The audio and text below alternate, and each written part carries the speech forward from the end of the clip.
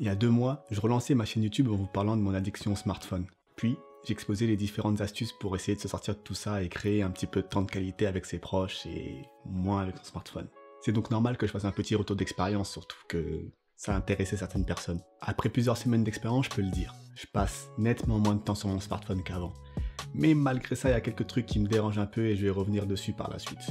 Avant, je passais entre 5h30 et 6h par semaine en moyenne. Aujourd'hui, ma moyenne se situe autour des 3h à 3h30 par semaine. C'est un tout petit peu moins que ce que j'avais fixé comme objectif, ce qui était de moins de 3h par semaine, mais c'est largement satisfaisant. Pour arriver à ce résultat, j'ai bien sûr appliqué les conseils que je vous ai donnés dans ma dernière vidéo. Ces astuces, elles sont utiles, mais elles font pas l'intégralité du boulot. Il y a eu un dernier ingrédient pour que ça marche. Et cet ingrédient, c'est la routine. Notre cerveau, il adore la routine. C'est un mécanisme qui met en place pour économiser du temps sur chaque action qu'on va entreprendre. Ça nous évite de penser le pour et le contre quand on veut aller prendre un café ou aller aux toilettes. Le problème, c'est que le cerveau crée des routines pour tout, que ce soit bon ou mauvais pour notre corps. À partir de là, si on ne les maîtrise pas, ça peut être le champ libre à plein de dérives, dont le smartphone. Et lorsqu'on l'a habitué à prendre de mauvaises habitudes et qu'on veut les changer, le cerveau il va commencer à se défendre assez sévèrement.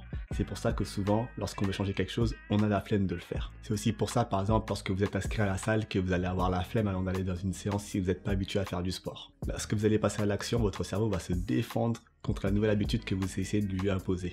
Et c'est tout à fait normal. Pour vous faire comprendre, je vais vous montrer à quoi ressemblaient mes journées avant la cure d'écran et après la cure d'écran.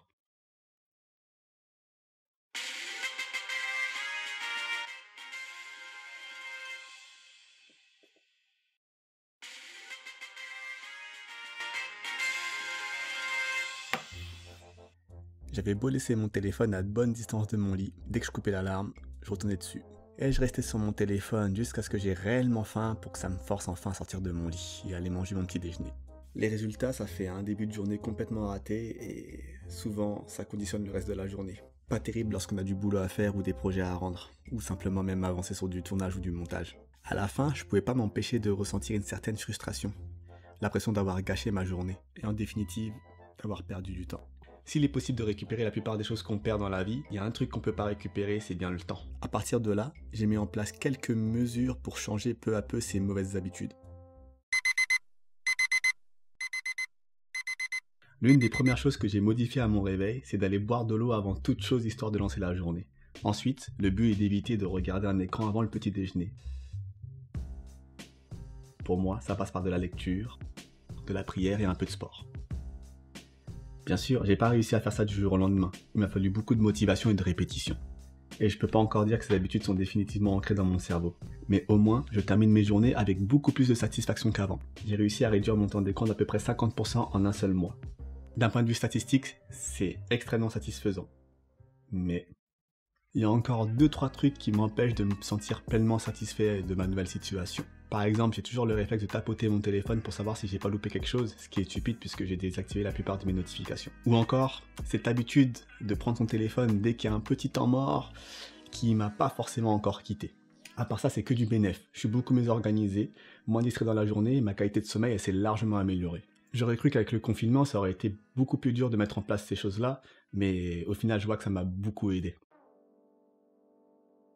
Pour finir, j'aurais 2 conseils à rajouter à la précédente vidéo que j'avais postée il y a un mois. Avant de commencer, je tiens encore à signaler que les astuces, elles s'appliquent sur iOS. J'ai pas ce qu'il faut sur Android. Je suis désolé pour vous, mes amis d'Android, mais je sais pas comment ça marche sur vos téléphones encore, malheureusement. Si vous avez désactivé la plupart des notifications mais que vous en loupez, je vous conseille d'activer simplement les pastilles rouges sur l'écran d'accueil. Comme ça, vous supprimez les alertes, les bannières et les vibrations, mais vous gardez les pastilles. Ça vous permettra de vous signaler si vous avez loupé quelque chose. Ce sera beaucoup mieux que d'aller regarder l'application à l'aveuglette comme je le faisais souvent. Et pour éviter d'avoir des pastilles rouges partout, c'est simple. Donnez la priorité à l'humain. Désactivez toutes les applications qui vous envoient des alertes par rapport à des pubs ou des promotions et mettez l'accent sur les applications de messagerie.